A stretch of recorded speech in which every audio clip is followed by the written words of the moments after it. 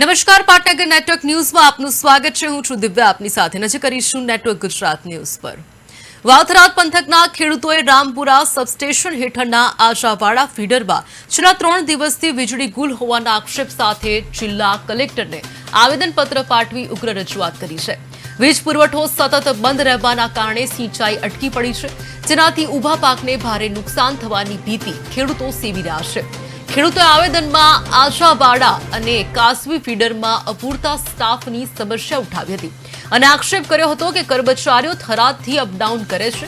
તેમણે માંગ કરી છે કે ફોલ્ટવાળા વિસ્તારને સેક્શન કટ કરી બાકીના વિસ્તારોમાં ત્વરિત વીજળી શરૂ કરવામાં આવે તેમજ લાઇન રિપેરિંગમાં અવરોધ ઊભો કરનારાઓ સામે પોલીસ બંદોબસ્ત સાથે કાર્યવાહી થાય। કલેક્ટરને 24 કલાકમાં ફોલ્ટ દૂર કરી વીજ પુરવઠો પૂર્વવત કરવા માંગ કરવામાં આવી છે।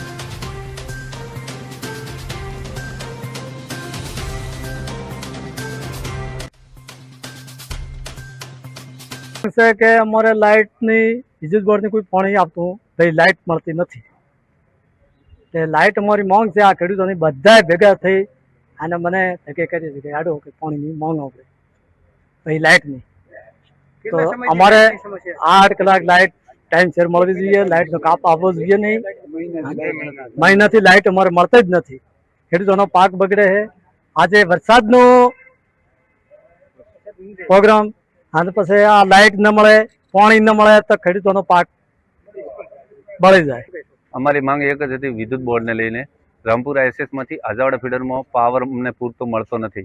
છેલ્લા 1 મહિનાથી આ પાવર અધૂરો મળવાના કારણે ખેડૂતોનો પાક બળી રહ્યા અને ખેડૂતો આ પાક બળે એના કારણે ચિંતિત થઈ અને કલેક્ટર કચેરીએ એક આવેદનપત્ર દેવા માટે અમે અહીંયા બધા ખેડૂતો ભેગા થઈને આવ્યા છીએ।